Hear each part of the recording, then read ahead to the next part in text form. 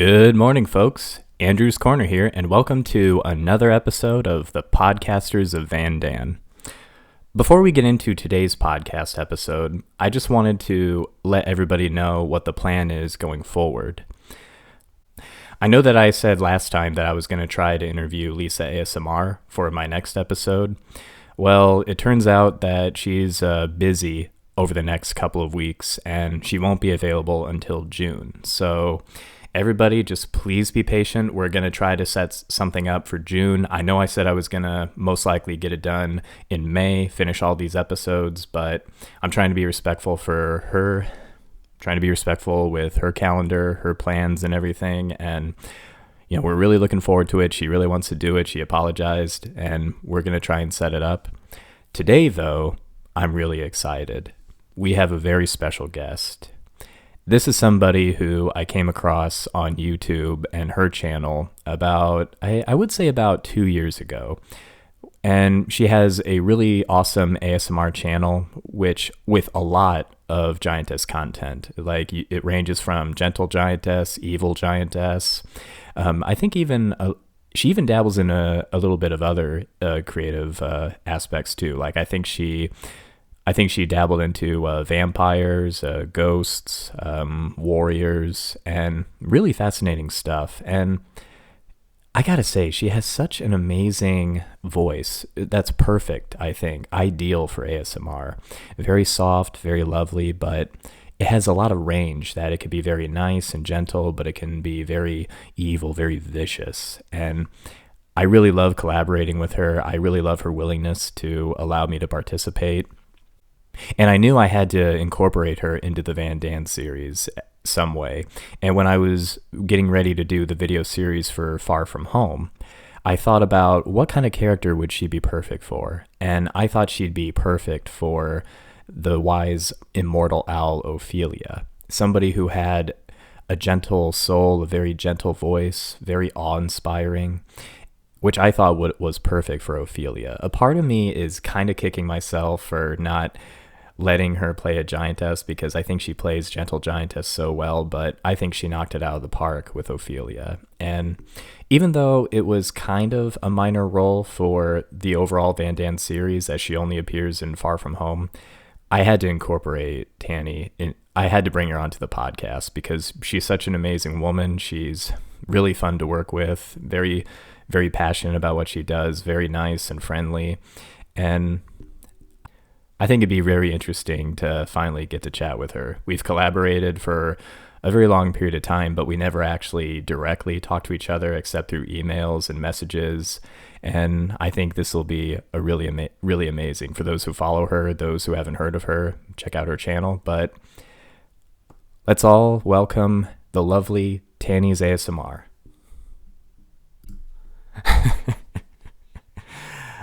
I Can you hear me? Yeah, I can hear you. I can hear you. I was freaking out because they kept telling me to invite you on WhatsApp, and like I didn't know if you got the message, if it was the wrong number. It's oh boy. It didn't want to play for me at all to start with. It just kept saying, no, this isn't a real number. I'm like, it is. It's a real number, I promise. Oh, technology. It always has some way to mess with your head. That's it, yeah. I gotta say, Tanny, it's really nice to actually get to talk with you verbally. Yes, it's nice. It's strange because we've obviously had a lot of exchanges but it's all been email, hasn't it? So it's nice to actually have a conversation.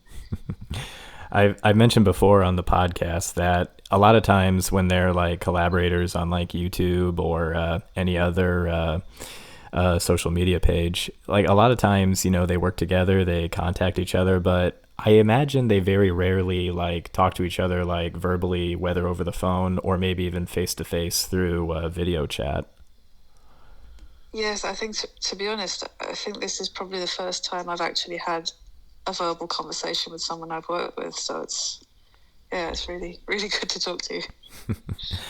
And I gotta say, especially in front of the people who are listening, I think you're one of my favorite collaborators to work with because, I mean, not only do you seem very genuine, nice, and passionate about the kind of work and your hobby, but you always seem open to any sort of idea that comes our way. Like I appreciate how you invited me to do some voiceovers for maybe some videos, some tracks that you were doing, and also how open you were to some of my previous ASMR ideas that I did on my channel. Yeah, yeah. I really like to hear from other people because people's imaginations are just amazing. It amazes me how we can come up with all these different ideas, and I think I do really enjoy working with other people. So yeah, it's great. I love to hear from people and what their ideas are, and yeah, I've had some great opportunities to work with some really talented people as well. So it's been good. For the people listening, I do have to ask this question. I mean, from what we hear, obviously you're from the UK, but I what am, yeah. but what part of the UK are you from? So I'm from an area called the Black Country. So it's near to Birmingham, which is our second city. So it's in the sort of the middle bit of the UK. Black Country, you say? Yeah, yeah. It's called the Black Country because back in the day there was a lot of coal mining. So generally speaking, people were black, but not because they were born that way, just because they've been in a mine for a long time. So we've got quite a rich history in that area, actually. So it's yeah, but it's very dangerous in the Black Country to tell somebody they're from Birmingham because there's a bit of rivalry there. It's kind of gentle rivalry, but yes, I'm a Black Country girl. I'm not a Brummie, so you've been warned. Well, if I ever visit Black Country someday, I'll make sure to watch my mouth. Yeah, yeah. Just don't tell them that we're from Birmingham, and we'll be fine. It definitely sounds like it's got quite a history. What's Black Country like? Is it very small town? Is it very rural, you'd say, or? It's fairly urban. It's sort of a collection of smallish towns between Birmingham and Wolverhampton, which are two of our more major cities. It definitely sounds like. There's one of the things I love about it is it's that there's lots of sort of strips of rural where there used to be canals and railways and things that were there from the industry. So it's a bit of a mixed bag, really. From how you describe it, it kind of sounds like my town. I live in a small town called Middlebury, Indiana, and a lot of it is very rural. There's a lot of farmland. There's a lot of Amish that live there, so it is pretty quiet, pretty peaceful, and honestly, I think it used to be a place where there was a railroad that went through, but it got dismantled in the past, and that's the trail that we walk on. It's right next to the old railway. Oh. So yeah, it can leave some lovely places for walks and wildlife kind of. So it's interesting to see how um, things that were quite modern at one time become these historical places that people can enjoy. So yeah, so it sounds like a nice place to live. I gotta imagine it's got to be pretty nice where you live, though. It's a little bit mixed.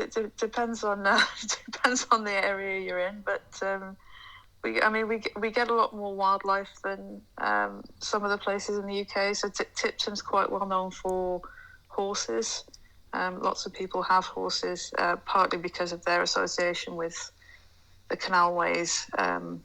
Sort of back in the day when the industry was there, but we get sort of wild rabbits and badgers and that kind of thing, which is quite exciting, I suppose, if you're into that kind of thing. Honestly, I think that'd be really neat to see. I mean, even though we definitely have like a lot of trees and obviously like a lot of like rodents coming through, like skunks and squirrels and chipmunks. We don't really have too many badgers, and it'd be interesting to see a badger in the wild.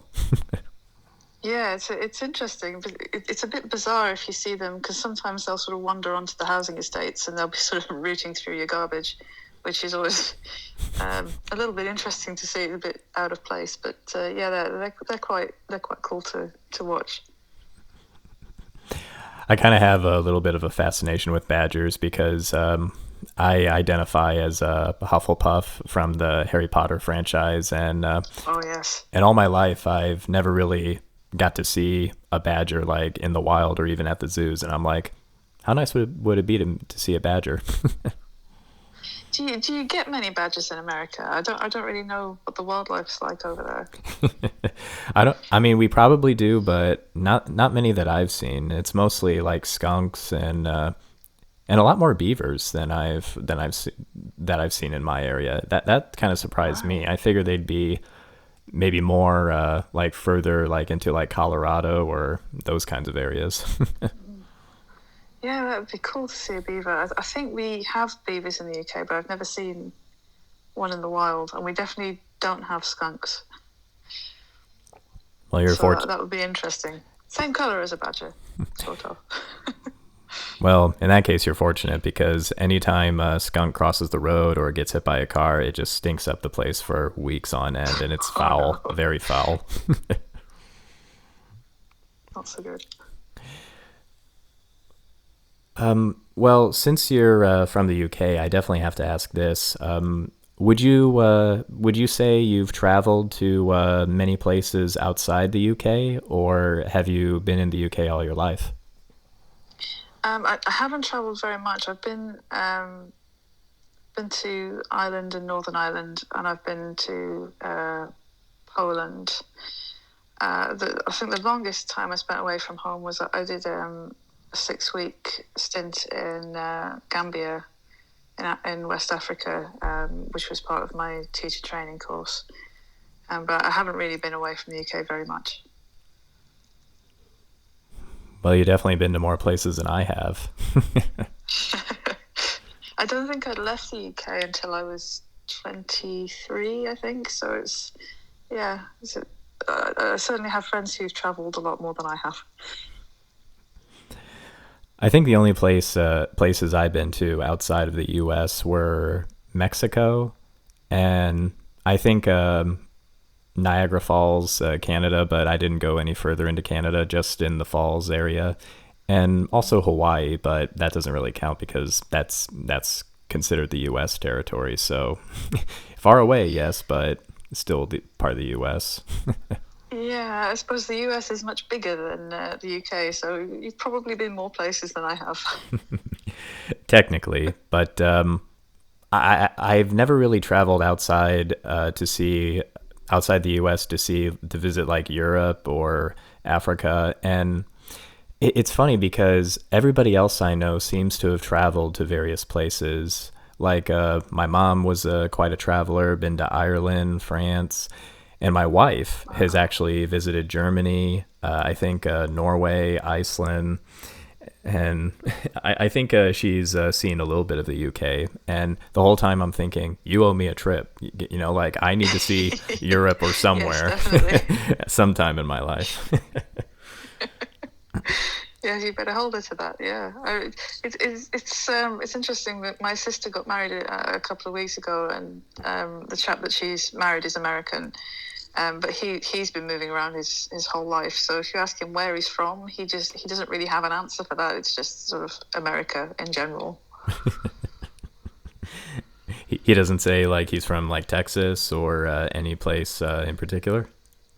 No, I mean, as I understand it, he files his taxes in Texas, but he's lived in Texas for a very short time, sort of between other places, because his dad is actually a missionary. Oh, So they've kind of moved around a lot, and they settled in the UK when he was 12. But he still has a very beautiful American accent that we tease him about a little bit. But yeah, he's a nice guy, so yeah, he's all right. He can stay. I gotta ask you this. I don't know if you get this a lot, but I know a lot of people sometimes stereotype like certain accents. Like people try to, like use a UK accent, and but I have to ask with the American accent, is there like a bit of a twang in there? Because sometimes I feel like people often emphasize we talk kind of like this, because we're Southern or something. Is there really like a twang there, like a enunciation like that? For the American accent or for the English accent? For the American accents, I don't know if it falls on deaf ears because I'm used to it or anything like that. It's it's a bit strange. I think because I think when I was younger, I definitely would have just thought, oh, that's an American accent, and there's not much of a difference. But um, my sister's husband can like be talking to somebody like, oh, he's from such and such from his accent, and I'll be like, how can you tell? It just sounds the same to me. But I have had somebody once who wasn't, well, she was English, and she asked me which part of Poland I was from, which threw me a bit. And I'm like, well, the English part, I'm not from Poland. So I think accents can be a strange thing. But yeah, no, I don't know. I mean, I think I'm better at identifying where people are from in the UK, and I think I can tell that there's a difference between accents. But yeah, no, I don't think I'd be able to sort of say which state someone was from based on their accent. I think especially when it comes to more southern specific accents like Texas or Georgia, there's some slight differences, but I think you have to like really like live there or like be associated with the people to like notice like some differences in pronunciations. But my accent's mostly Midwestern, so I don't know if there's like any much of an emphasis on like how to pronounce anything and everything. Yeah, I mean, you sound American to me, but that's as close as it gets, I'm afraid. Well, it's funny because whenever I do my videos, and even though a lot of them I'm pretty sure like whether they're in they're European or some country I can't really pronounce. I try to be careful if I do like some kind of British accent because I know I'm not good at it. So I definitely don't want to offend anybody. Like if I talk like that one actor who played Faramir, does it sound natural? Or if I try and sound Scottish, it's like, am I talking a bit too much like this? Is it too under? Is it too? Like I definitely don't want to I don't want to offend anybody who is actually from those places. So sometimes I'm like, should I just talk with my regular voice? Just read as I go. I think your English accent was quite good there. Your Scottish accent sounds like an American trying to do a Scottish accent. But, I think the weird thing is, a lot of times I think on American television when they're trying to do an English accent, like the one that springs to mind is Ross Geller on Friends, is doing an English accent when he's a teacher, and to me it just sounds Australian. It's really bizarre. And they'll come in and like, why are you speaking a British accent? We're all in there thinking he's not. It just doesn't sound British to us. But yeah, it's interesting, isn't it? I suppose it depends on sort of what you've grown up with and what you're used to, I guess. But yeah, interesting. Sometimes I'd mess with my wife speaking in like a very exaggerated Scottish accent just to like make her laugh or just to annoy her. And I know that's definitely not something I should use often because it's way too, ha, oh my God, ha. It's like, do I have something in my throat? Ha. Yeah. Yeah, Scottish is a difficult one, I think. Yeah, I'm not good at the Scottish or the Irish accent. I always seem to end up going between the two, which is not helpful for anything, really. It's not a good skill.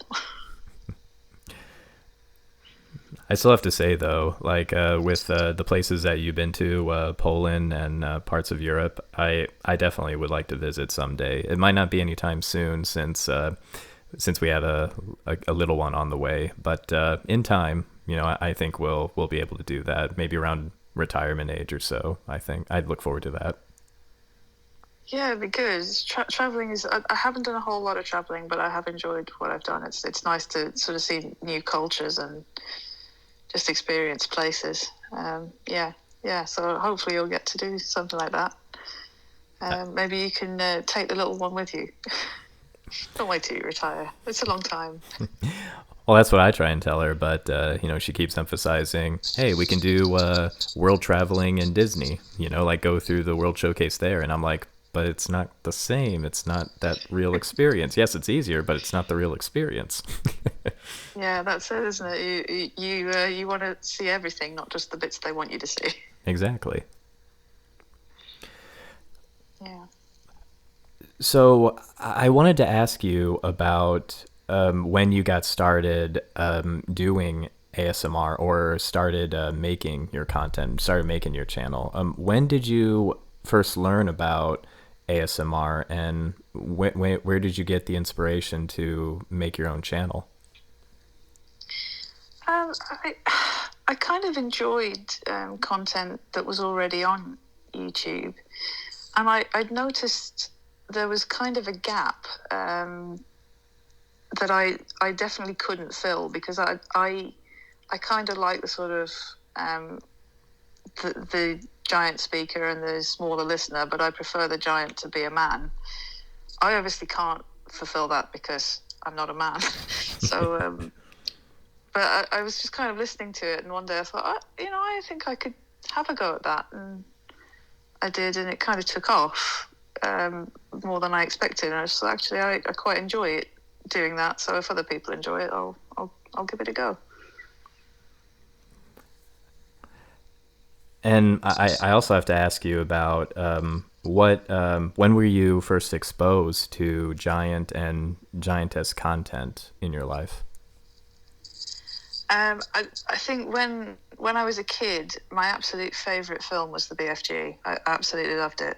I could, just because I watched it a lot as a child, I could probably quote you the entire thing from start to finish. So yeah, definitely in sort of kids' TV, you get the occasional giant or giantess content, but that's probably where it came from, I would imagine. I actually find it very fascinating that when you started out, you were mainly interested in the males being the giant before you started voicing, doing your giantess ASMR content. Do you think this naturally came to you because with you being female, and because it kind of reminds me of, like, with me, I feel like I'm used to giant males, like with Jack and the Beanstalk, Gulliver's Travels, and I find myself Yeah. drawn to female giantess because it's very, you don't really see too much of that, especially in media, I don't think. Yeah, you don't a lot. And one of the things I've noticed about a lot of giantess content is it's very sexual, which isn't always what people want. And it's something I try and stay away from, because I think there's nothing wrong with sort of just enjoying the idea of somebody being bigger than you and more dominant, and or if I suppose for some women it's quite nice to sort of have this sense of being more dominant over somebody, but without it becoming explicit. So that's sort of the content that I try and stick to. And I can definitely understand how some people would fetishize it or why they would be attracted to it. And I definitely respect that. But I think you're right. I think there's a lot of not only creativity you can do with that theming, with there being giants and giantess in like stories or clips that you do. But I think especially with your voice, Tanny, I think it really complements what you're trying to get through, especially what I really love about the videos that you do and the videos that I really enjoy, the gentle caregiving side of a giant or a giantess, how you have like the ultimate protector or the ultimate watcher. And it's almost like the ultimate form of love and forgiveness, which I think is a really fascinating idea. that's definitely the side of it that I prefer, and it was the part of the Vandan series that I liked the most, because you've got a really lovely romantic side between Valerie and her husband, but she's this sort of very strong but very patient, very kind, very gentle person. That's the side of that I've really enjoyed listening to. Has been sort of her interaction with people who, and I think it's this sort of, this person could really hurt me if she wanted to, but she doesn't want to, and there's something attractive about that, I think. Very, very much so. And I think one of the things that first attracted me to the Vandan stories was, not only was it a very unique interaction between Valerie and her husband, but I really loved the theming of forgiveness. How, if you read the first story, Princess of Vandan, the Prince Alban is, kind of like your typical cocky hero. Like, I'm going to seek treasure. I'm gonna, sweep her off her feet, rescue the damsel in distress. But when you see she grows into her true form, giantess form, naturally he's afraid and, insulting her. And with her forgiving him, like, she found him irritating at first, but, she was still drawn to him. And I really appreciate that moment because no matter like what he did, no matter what he said, she's able to forgive him and see him as he is now, his true character. And I think that's a really like humbling message for people listening, that other people can love you for who you are, but can you love yourself? Can you forgive yourself? Where this person, who is probably the closest thing you'll ever get to a god or a goddess, like, can you do that for yourself? I find that to be really fascinating. Yeah, it's interesting. I think particularly in Alban's case, he's kind of got good reason to be scared of her, because compared to the rest of the population of Vandan, she's very, very different. So you can see where he's getting this idea that she's a monster from. But it's the fact that she's ready to forgive that sort of point of view, isn't she? And I think a lot in life in general, sometimes you just have to think, right, somebody's got to be the first person to make the move to forgive and to change things. And I think it's good that Valerie kind of represents that as somebody who can say, you know what, I'm going to be patient and I'm going to prove to you that you can trust me. She's a good example, I think. And I definitely think that's what Malika, the author of the series, originally intended. He when I interviewed him on the first episode, he mentioned how he was used to seeing giants and giantesses, be mean and like bloodthirsty, crush all who stand in their way. And he wanted one that was, who had the power to do so, but wanted to do something better with it, like to be a caring person, to be a good ruler. And I also like how he touched upon how naturally some people are afraid of her, the people who migrate over from Elgon to Vandan, but they're still willing to give her a chance because she seems very gentle, very protective. Yeah. And even though they might have a twinge of fear, they're still willing to get over their fear and give her a chance. And I think that's it's such a creative idea too. Like, you've heard about Gulliver's Travels, where he lives in the land of Lilliput, the small humans, but it's nice to see it reversed, how the people live in kind of a giant land and the ruler is big, but she takes great care in making sure they're fed, and the wealth is spread evenly, that she's not just hoarding all her gold, she's using it very wisely, it seems.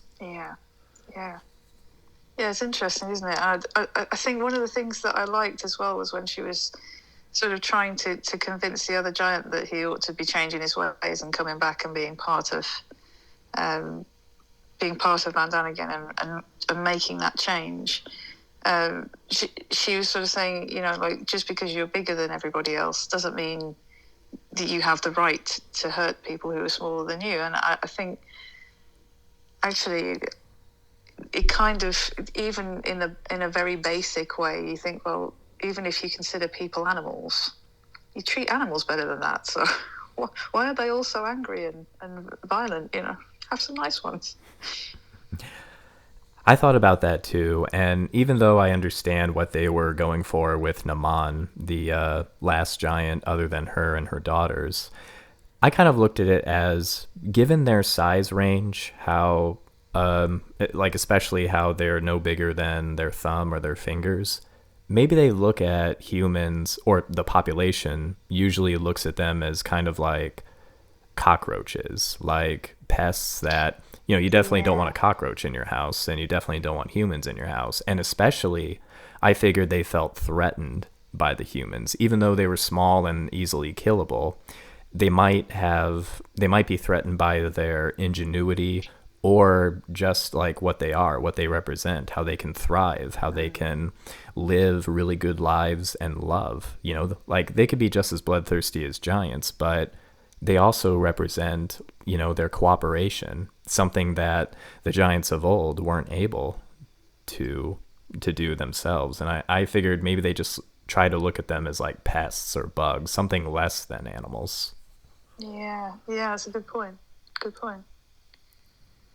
Because I suppose it's strange, isn't it? I think because I think thinking of the people that I live with, like my mom, once things get past a certain smallness, she can't cope with them. So we have rabbits. She's fine with the rabbits. She's okay with the guinea pigs.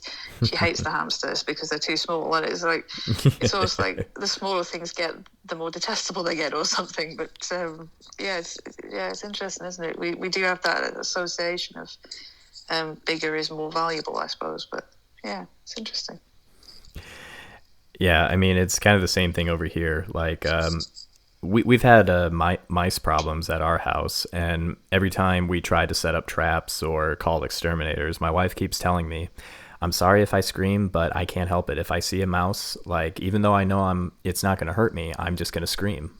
And I'm like, I mean, it's not going to hurt you, like it'll surprise me, but it's like, but I can't help it. I'll scream. I don't want them in my house. It's like, I get it, because that one time when that chipmunk got into my house when I was doing a video, that freaked me out too. It's like, where the heck is that thing? It's kind of, it's invading. We don't want it here, but go outside and you'll be fine. Stay away.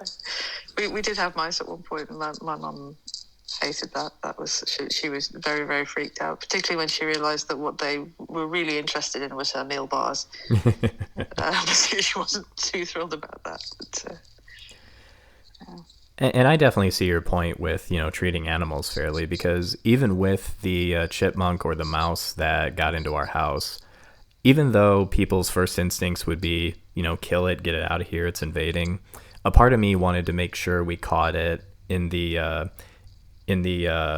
safety cages. That way we can let them out into the wild, because I don't think I have the heart to kill an animal. Like, I mean, sometimes bugs every now and then, yeah, but something like the size of a chipmunk or a mouse, it's like you can't help but feel a little bit bad for it. It's like, was that really necessary? Yeah, it probably didn't want to be there either. So, you want to be outside, I want you to be outside, you go outside. That's fine with me.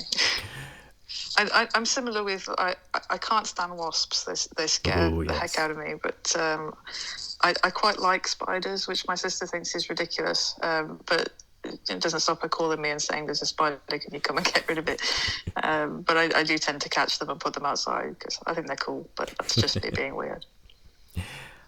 I didn't used to have a problem with spiders, but ever since in college, when they brought tarantulas to this animal party night, I decided, okay, maybe I'll hold one. They set me on this table with this tarantula on top of the table, and they said, hold your hand out, it'll crawl onto your hand.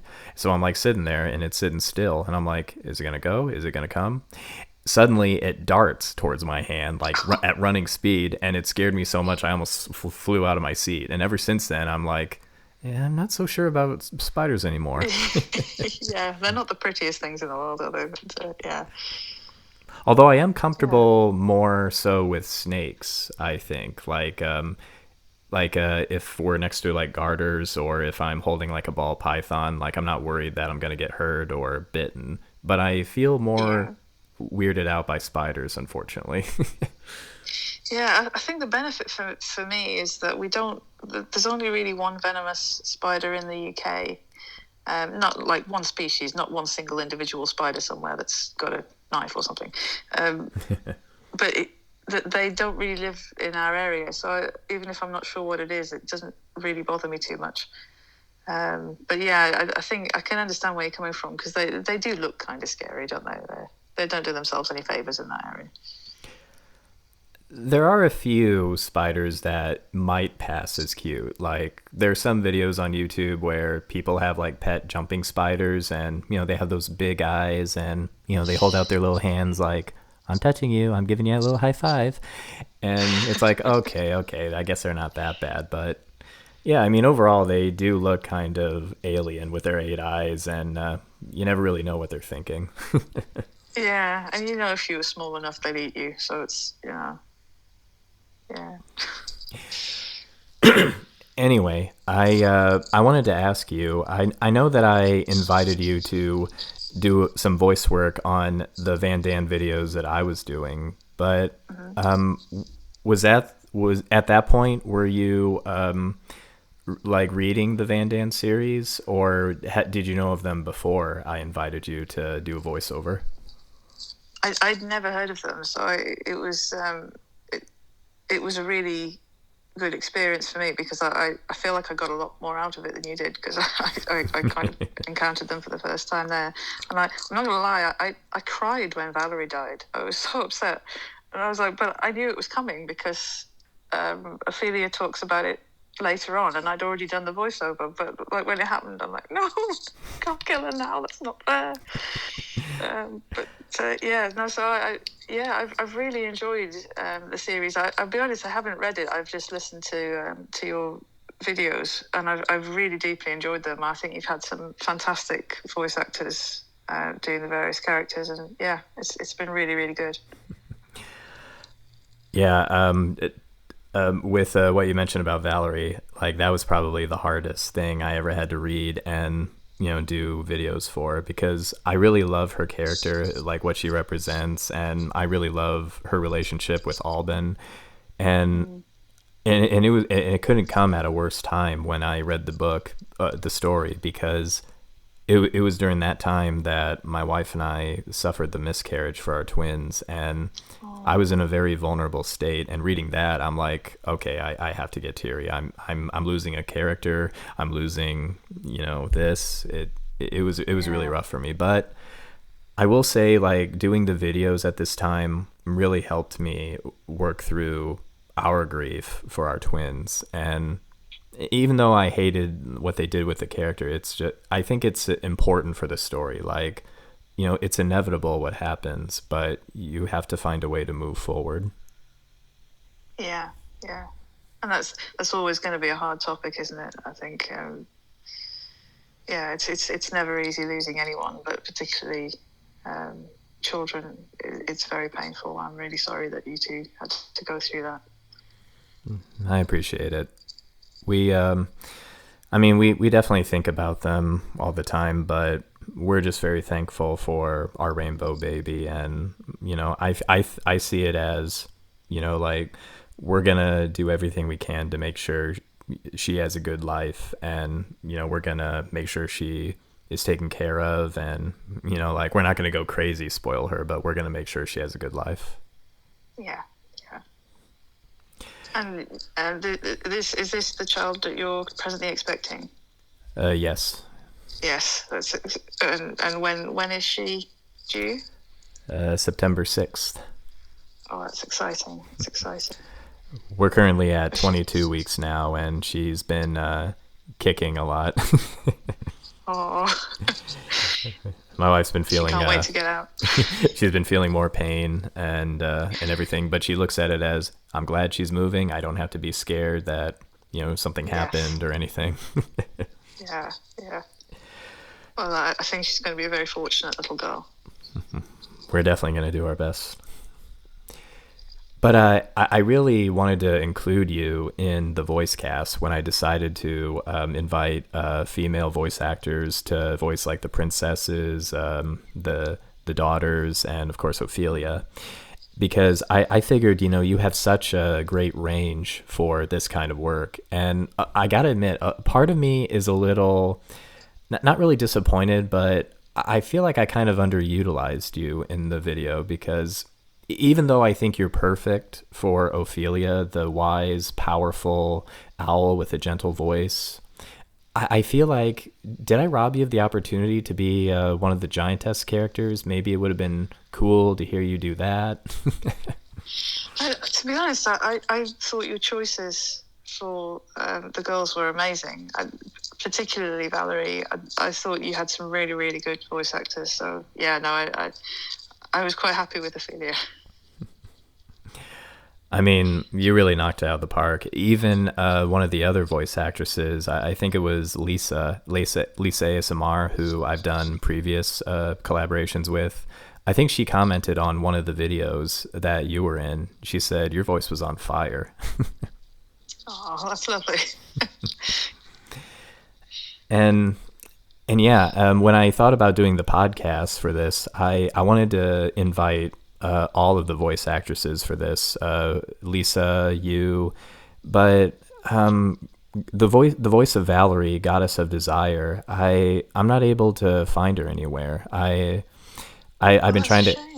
Yeah, I've been trying to contact her just to see like how she was doing, if she'd be interested, because I know she's very busy with her work outside of her content. But I didn't want to, like add any like pressure if she was busy or if she was doing anything else.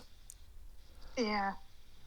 It'd be good if you could get in touch with her. But as you say, obviously there is real life and things in the background that gets in the way sometimes. That's partly the reason I haven't released much new content recently. It's just been absolutely mad. I mean, we had all the preparation for the wedding for my sister, and my mom's just started a new job, having just had a knee operation. So everything just seems to happen at once. So hopefully she'll get back to you at some point, and when things are a bit quieter, you can talk to her as well.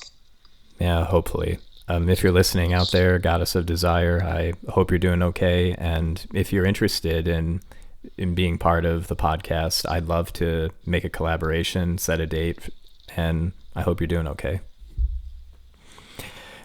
But yeah, I noticed that you were away from your channel and some of your other collaborations for a bit, and I wanted to be respectful of your time because I mean, I know that even though we're all engaged in our hobbies, like on YouTube, our Patreon channels and everything, people sometimes forget that that's not all that we do. Like we have other jobs, we have lives outside of like YouTube and Patreon and Instagram.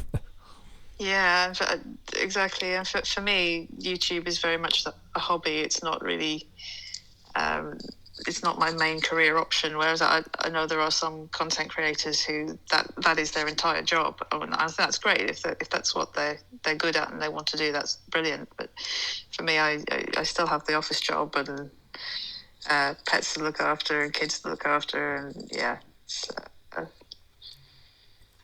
So yeah, I do it when I can, and I enjoy it when I do it. But I would like to be more regular, but we'll see anyway. Well, yeah, I mean, I enjoy your content because I really love how varied it is. I mean, sure, there are the giantess ASMRs with all your various characters like Anna, Kira, Emma, and and everything but I also I find it cool how you've dabbled into vampire and ghost, even like the ghost one. I think that was like very powerful, very emotional. Yeah, I got quite emotional after doing that one as well. It was, I think there was quite a mixed reaction to that one. Some people were like, "Oh, dude, what are you doing?"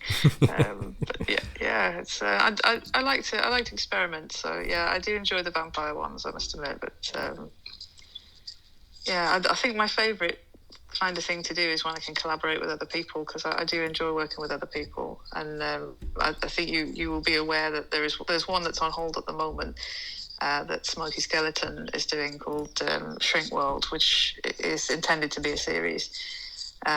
which unfortunately, because both of us are really busy at the moment, it's on hold. But that's sort of in progress, and I think that's got the potential to be really good. And obviously, your good self, have voiced a character in that one as well. So definitely let you know when that one's coming out.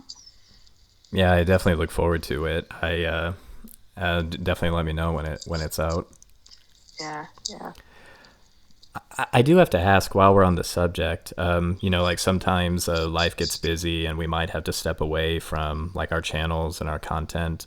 Do you ever have commenters or fans that kind of give you a hard time for being away? Like, hey, where are you? I thought you were gonna make another video. Where have you been? Yeah, you occasionally get people like that, but my experience generally is people are quite understanding. If you can sort of explain, I will be back. I am planning to do other things. I think the worst is if somebody's sort of made a suggestion and they're like, "Why haven't you made my video yet? You said you were going to do this and you haven't done it." And people can get a bit touchy like that, but generally speaking, I've found the YouTube community really supportive. And people tend to realise, I think, that you're human. But yeah. I don't know how you found that. Do you find people understanding or? Generally, I don't really get too many commentators. Like some of them say, "I'd really love to see a sequel." Like, "I hope you do more. Please do more." But every now and then, I get a couple. I'm never gonna name names, but a few of them that I never know, like if they mean well or if they're not really that social. They don't really understand. But sometimes they say things like, "Oh, your work is the best. I love this. It'd be nice if you can voice for me." And when I take breaks, like if I don't have any ideas or if I, am waiting for like the next series to come out on Giantess World, sometimes they say, "Oh, where the heck have you been? Like, I've been waiting for so long. Did you take breaks because you're a pussy or something?" And I'm like, oh gosh, no, that's not nice, is it? It's like, you know what? That's not going to encourage me to make videos for you. If anything, I'm probably going to take a longer break just to piss you off. You have to treat people with respect. I think the worst one I had was just somebody who was going off at me because I hadn't done something exactly the way he wanted it. He thought it should have been different. It was like, "I'm totally going to unsubscribe from you." And I'm thinking, well, okay then. Go on then. I really Right. don't care. But, bully me all you want, but it's not going to change anything. I don't know if you've experienced this much, but I wonder if some of your fans or some of your commenters have given you a hard time about how in some of your real videos where there's like POV, maybe some of them are saying things like, "Hey, come on, show your face, give me more." And it's like, could you just accept what you have? Like, like she's already doing this. Like maybe she doesn't want to show her face, Meg, how about you respect the creator for what they're giving you? Yeah, I do want to keep my face a secret, to be fair. There's a few more POV ones on Vimeo. I don't. The reason I don't do a lot of POV on my main channel is because I have a very, very close friend who is he's in the later stages of Huntington's disease, and he doesn't always understand what's real and what isn't. So if he sees sort of video of me that big, he thinks I'm genuinely that big, and then he gets scared. So at the moment, that's why there's not stuff on my main channel, because he watches or listens to my videos a lot. So I don't want to scare him. The first one that I put out, he really freaked out because he thought I genuinely had grown to some massive size that was going to come and hurt him. But so that's why I don't do a lot of puff on YouTube. I hope your friend is doing okay. He's not doing great at the moment, but it's unfortunately it's a degenerative disease. So eventually it will kill him. It's more we try to support him so he doesn't suffer too much while he's still alive. But I mean, I think the thing that comforts me is that he and I are both Christians, and I've got that confidence that eventually he's going to be in heaven with God, and it's not going to hurt him anymore. So although it's difficult for him now, I think me and the people who look after him, we've got that hope that eventually things are going to be good for him, even if it's not in this life. Yeah, most definitely. It's never easy to see a friend, a loved one, go through that, and I kind of have my fair share with my grandparents. One of them is actually suffering from dementia, and sorry, my voice. One of my grandparents is suffering from dementia, and it's really hard seeing her like this when we're used to seeing her like very able-bodied and able to get around and have a good conversation. So it's never easy when this happens. It's hard, isn't it? Because you remember who the person used to be, and it's. I think part of it is knowing that they're not going to recover can be quite difficult. That's the thing for my friend Trevor. He's constantly he really likes anime, and I'm going to be honest, I'm not massively into anime, but there was some character that he was desperate for me to get in touch with because she's some sort of healer, and he thought if we could get in touch with her, she'd make him better. But because he's very his thinking these days is quite childlike.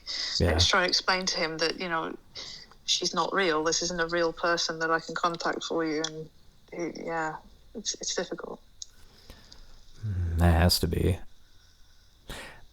I'm not really big into anime either, but I've seen a couple animes in my life. But one that I'm really interested in checking out is, I don't know if you're familiar with Seven Deadly Sins, mainly because there's a giantess in it, and I think she has a relationship with a fairy, I think it is, and I think that would be interesting to see. But again, I'm not really into like the lengthy like seasons that they go on for like years and years and years, and it's like so much to read, it's so much to watch, and it's like, is it really worth it? It's a bit of a commitment, isn't it? Yeah, I haven't heard of that one, but that sounds interesting. Yeah, I might look at that. I'm always cautious with series and things. I'm much more of a watch a film person, because I feel like there's a level of commitment to seasons of things, and it's when they leave you on a cliffhanger and you're like, no, you can't do that to me, and then leave it for 6 months before you tell me what's going to happen. That's not fair. That's cruel. I'm kind of the same way. Like, even though I'm a really big fan of films, and I do appreciate how it's one and done. Sometimes you can lose a little bit of like character development in that short period of time. So in a way, TV shows definitely have the advantage of you get to watch them grow or mature or digress. So yeah, that's true. It's you definitely get more attached, don't you, if it's a longer period. While we're on the topic of film, I was actually curious to hear your point of view, Tanny. With the characters that I've done for the Vandan videos, would you have a certain preference of like who you think could play Valerie or any of the other characters in the Vandan series? Oh, in a film? Yeah. You mean? Well, it's a hard one, isn't it? I think she'd need to be somebody who could be forceful but gentle at the same time. You'd have to have the right person for her, wouldn't you, to carry the character? But that's a good question. I'm not sure. Do you think there's an ideal person out there?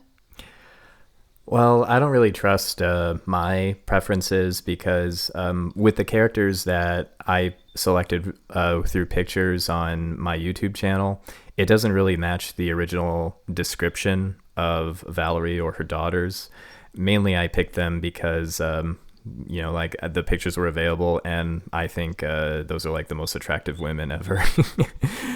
Because Valerie is blonde, and her oldest daughter Belena is redhead, but they're not like that in the pictures that I use for my videos. And I figure, well, that's just my preference. The author was welcome to the change, and I appreciate that. But for certain blondes, I'm wondering if maybe either Catherine Newton might be a good choice, or I think the blonde who played one of the female leads in Scrubs. Like I thought about her, but I feel like Oh she's too yeah, old to be Valerie.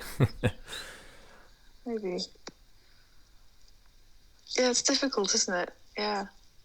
No, I don't know. This is probably why I don't have a career in casting. That's okay though. I was just curious if you had a certain if you had like a certain choice, like whatever comes to mind when you listen to these stories at all. Um, I don't know. I think one of the benefits of having audio stories is that your imagination does a lot. So, like, I can picture what I think Valerie looks like in my head, but I'm not picturing a particular actress, if that makes sense. It's just sort of the impression that I've got of her from listening to the audio and imagining her. But I think probably your choices of pictures have helped a little bit with that, though. A part of me definitely does feel guilty because I definitely want to be respectful to Malika and Akrafite for how they see it, and they actually presented an interesting idea how they'd probably prefer it to be in the style of anime, kind of like Miyazaki movies with that like atmosphere and the pacing. And I think maybe doing it in animation would probably be a benefit because you can get away with a lot more stuff in animation than live action keying and editing and visual effects. Yeah. Yeah, that's true, actually. It might not be a bad show. Do you think they'll sort of try and take it down that route? I'm not entirely sure. I mean, part of the reasons why I did the YouTube series was just in case they never got a like a live action like film series if it never got to an agent who said, "Hey, this is unique. Let's do something with it." And I thought this would be a nice tribute to and also help spread the word of these stories and help reach a lot more people. So I've kind of accepted the fact it might not happen, but I still think it'd be cool if we could see something like this either on the big screen or even in a television show. Yeah, definitely. I love the story, and as you say, it's quite unique, isn't it, in the way it sort of portrays the giantesses. And I was pleased that you did it because I never would have come across it. I don't think if you hadn't. So yeah, you've certainly given it a bit of publicity, I think. I appreciate that. I feel a little bit disappointed with my first few videos. I think with Princess and Children of Vandan, even Chronicles of Vandan, because I wish I would have asked other people to help collaborate sooner. That way, I could get like female voice actors earlier to voice Valerie and the children, because I feel like with me just voicing them, I know some people do it in audiobooks, but it doesn't make it like more immersive. Like you don't hear the sounds, you don't hear their sighs and their inflections. Yeah, I think it did add a different dimension, didn't it? With I think it was Chronicles, wasn't it, that you had the extra voice actors? I think. I think it was Far From Home. That's when I started using. That was it. Yeah, that was the one. Yeah, and I think it does add some depth to it. But I enjoyed the ones that you did by yourself as well. I think because I think you do change the way you voice the different characters, and I think that's quite a good skill, actually. Well, I really do love voice acting. I mean, initially I wanted to be an actor at a young age, but I kind of like fell out of love with the idea of like going to Hollywood, making videos and everything. But I still kind of have a passion for voice acting. Like I mentioned before, I do various like voices, impressions, sometimes in my spare time. And I thought this could be a nice way of kind of engaging in that hobby, whether I'm narrating a story, whether I'm speaking for somebody. I think it's a nice way to kind of get my voice out there. Yeah, yeah. And hang on. Personally, I think you have a really great voice for narration because you're very clear and you've got good emotion when you read. It's not sort of bland as some people read, don't they? And it's all very monotone and you can't get into it. Whereas I think your voice is very good for that kind of thing. Definitely. I definitely try to avoid being monotone, and I think my problem is sometimes I could be very perfectionistic, like, oh, I didn't say that right. Oh, I need to make that tiny mistake and say it this way, and that kind of gets in the way sometimes. Yeah, that's where your editing comes in, isn't it? Oh, yes, most definitely. I did want to ask you, Tanny, with your ASMR channel, did you have any plans for any future videos or any upcoming projects? Um, yeah, I mean, Shrink World you know about, but that will be on Smoky Skeleton's channel. There are several that I've kind of got written that I just haven't recorded yet, and I did try and do a recording the other night. I haven't got a clue what it was, but I listened back to it, and there's this high-pitched whistle in the background. I'm like, I have no idea what the microphone picked up, but it just wasn't usable, and I'd run out of time. So there are a few things in the works. I'd like to do another episode of the Shrink Experiment. Pocket Life, I'd definitely like to do a few more of. So yeah, I've definitely got plans to do a few more. Nothing really new on the horizon at the moment, but yeah, some more episodes of existing series. That sounds cool, and I'm not sure if I'm gonna have many in the near future. Like for one, my baby's gonna be born soon, so that's gonna take up much of my priority. But Yeah. but I definitely look forward to like whenever new videos come around on your channel, and hopefully it doesn't get in the way too much in your personal life and everything. Because hey, sometimes that's a priority. Yeah, sometimes real life gets in the way, doesn't it? You know. But yeah, no, that means a lot. So thank you very much. You're most welcome. And I wanted to ask you this question. That way we can end the podcast on a high note. What would you say you love most about your life in particular? I think at the moment, I'm definitely going to say family. My family mean a lot to me, and um, I'm finding it difficult now that my sister sort of moved away and got married, and now she's Mrs. Simpson, which is just weird to me because she's been Smith on my phone all these years, and now she's Simpson. It's a bit strange, but I think it's kind of made me realise how many people around me who aren't necessarily blood relatives who are still my family, you know, are around me. And I think sometimes we have a tendency to take people for granted, but particularly like my church family and my work family, just people that I'm really close to who are really supportive. And we've been home working for a long time since COVID, and I was back in the office last week and just saw loads of people I hadn't seen for so long. And yeah, I think seeing people and being with friends and family is definitely one of the highlights of life at the moment. That sounds really awesome. And yeah, I mean, especially after COVID and everything, I think it really highlights Definitely. like how important, your loved ones are when, you don't see them after a while or with all these kinds of changes and everything. If you don't have a unit that supports you and is there for you, it's got to be really hard to go through life, I think. Definitely, I would agree with that 100%. And I think in some ways having that separation from people can make you realise how much you value them. Certainly not seeing people for a long time and then seeing them, I think actually, I took it for granted that I saw you every day. But now I've got to make the effort to talk to you. I'm thinking, yeah, I do value that time when we can see each other in person and just enjoy each other's company. So, yeah.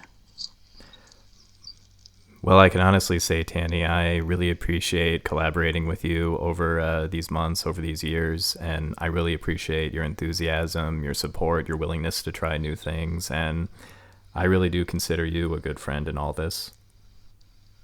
Oh, thank you. That means a lot to me, and I would consider you a good friend as well. It's been really good working with you, and being able to come back to you for other projects as well. It's been really really lovely. So yeah, thank you.